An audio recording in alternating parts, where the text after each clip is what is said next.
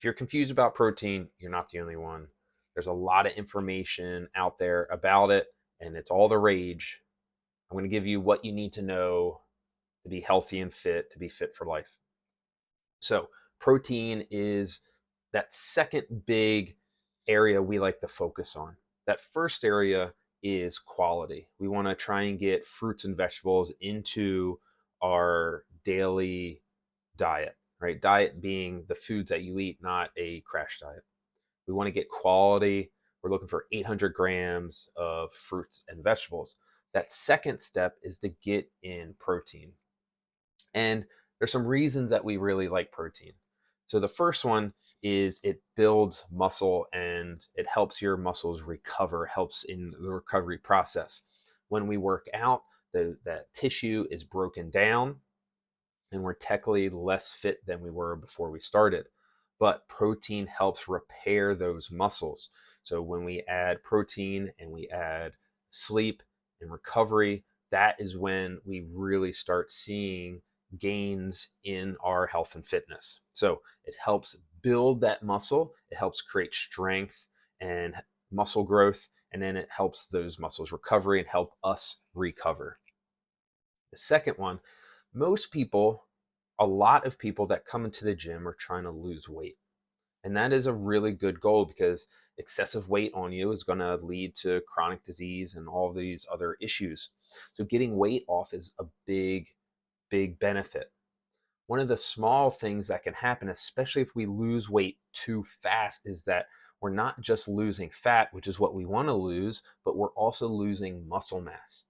The body, when it's losing really fast, can't just take from that fat, and it won't just take from the fat, it'll also take from the muscle.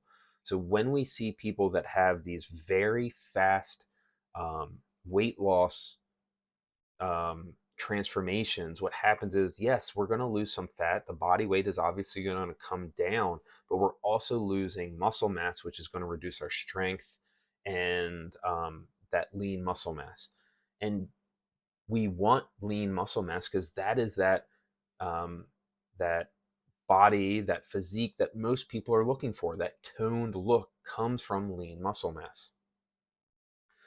We also like that lean muscle mass for longevity. If you want to be able to sit on the ground and play with your grandkids, or carry your kid up the steps, or play that pickup soccer game, or be able to put stuff on top of the car to go on trips, you need strength in order to do those things.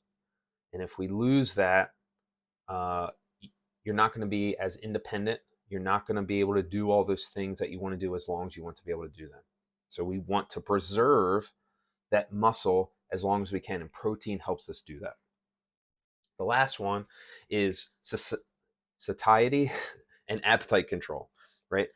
When we eat protein, it makes us fuller, right? So let's think about a piece of chicken versus a piece of processed food that has protein added to it, right? When we eat the chicken, it's going to make us fuller. It's going to fill up our stomach more. But when we eat something like a protein cookie or something, it's less volume, but the calories are higher than that chicken, and it's not going to fill you up. So we're getting less ideal protein. We're getting more processed. We're getting more calories,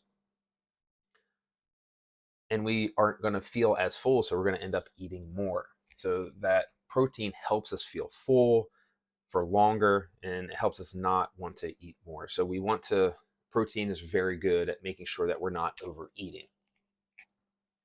All right. So that's kind of like the why. But now, what are some guidelines on how much and what should I be eating? So first, let's talk about the amount. How much protein should we try to be getting in? I'd say in the beginning, if we're not doing a lot of working out, somewhere in that zero point 0.7 grams per body weight. So if I have a person that's 150 pounds, every day I want that person to get at least 105 grams of protein per day. All right, so 105 grams of protein per day.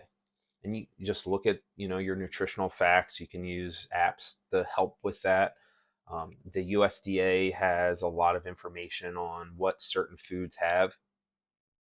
And we want to go up to as high as 1 gram of protein per pound of body weight. So if we had that person that was 150 grams, up to 150 grams of protein. So somewhere between that 105 to 150 for this person that's 150 pounds, right? And that's a good place. So, if we're on the beginning of our working out journey, of our fitness journey, we might start on that lower end. And then as, we start getting a little bit more active, a little bit more consistent, we can start bumping that number up. So me personally, I weigh about 180, 185 pounds. So my goal every day is at about 185 grams of protein per day.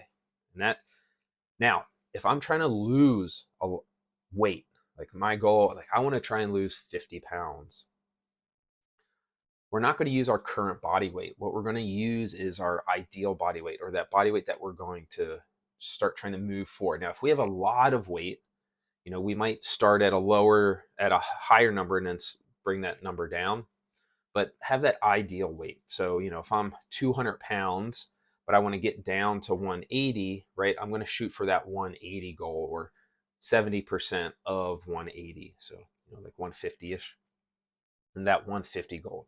And that's going to, trying to get 200 grams when we want to be lighter is going to be really challenging. So, try and get into that 0.7 to 1 gram of your ideal body weight or your goal body weight per day.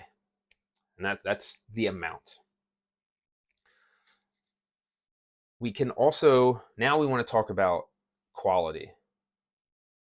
Quality, we're looking at two different things. The first one is real whole food versus processed, right? So, hey, is this a real food or is it a processed food? So, a steak versus a sausage, right? One's processed, one's not. Um, we want the thing that's a little less processed. That doesn't mean don't eat the processed food every once in a while, but it should not be the staple of the diet. It shouldn't be your primary go-to, right? I'm on a nice spring summer day and going to a party, having a hot dog, and it's real nice. Do that. But we want the bulk of it to be that real food, right? Chicken, beef, pork, seafood, fish, all the things that we think of high quality, real whole food. Try to minimize the processed. Then that next level is we can think about, especially if we're trying to lose weight, we want to consider protein per calorie. So, for example, if I have a chicken breast, it's almost entirely protein, right? The calories for that chicken breast might be, we'll say 100 grams for 20 grams of protein, 100 calories for 20 grams. And I'm just making that number up.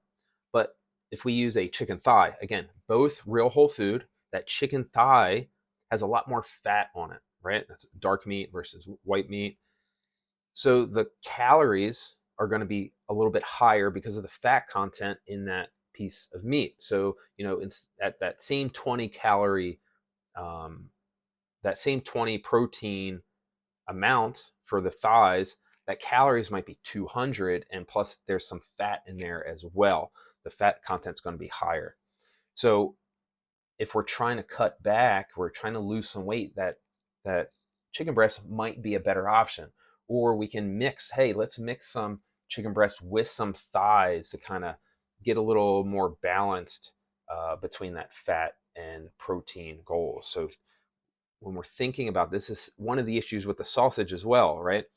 That sausage, the fat content, there's probably more fat in that sausage than actual protein. It's the same thing with peanut butter. Like a lot of vegetarians will talk about peanut butter being a good protein source, which, yes, it does have protein in it, but it has more fat in it than protein. Eggs. Eggs are great. I eat eggs every single morning. But again, the fat content in eggs is relatively high. I think it's like 60% protein, 40% fat, maybe 70-30, somewhere in there, but it's high. So eggs are still really good. They're good for you. I eat 3 eggs a day, But when I make my omelet, I add egg whites to try and even that fat out a little bit, try to get a little bit more protein without adding a lot of extra calories and a lot of extra fat into that. And again, so what I'm thinking about in this phrase is that protein per calorie, right? And that's especially important when we're trying to lose weight. Hey, where can we start getting rid of some calories, right? So those are some examples of different types of protein. I gave some examples earlier, and trying to make sure to lean towards those real whole foods as much as we can. And then some other examples that are going to be, that minimally processed. We can think about, yogurts, especially plain non-fat Greek yogurt is a really great option. Just throw some fruit in there. It's really, really good. I have that almost every day for lunch. We can think about, cottage cheese, especially like the lower fat. Again, we're thinking about fat is not bad, but if we're trying to lose weight, if we're trying to keep that weight off of us, where can we save some calories? And that is a very easy place to do it, right? So low fat cottage cheese, plain non-fat Greek yogurt, those type of options are really good. You have also some more processed types of protein, for thinking whey, casein, pea protein, those type of things, and those are more of the supplemental. So last bit, getting in zero point 0.7 to 1 gram of protein per day can be really, really challenging. So sometimes we need to supplement. Supplements are not meant to be the primary way that we get our nutrition. They are meant to be supplemental. When we are having challenges getting in the nutrients that we need, we're going to supplement.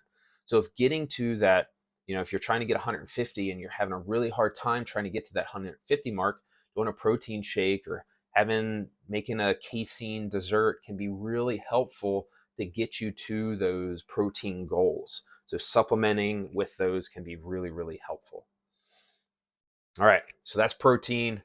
That is the rundown. If you have any specific questions, I'd love to hear them.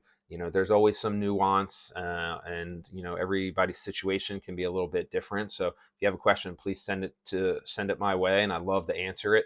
Put in the comments. You can DM me, whatever it is. Hey, our goal is to have more happy, healthy people in the world, and understanding protein is going to help do that. Cheers, guys.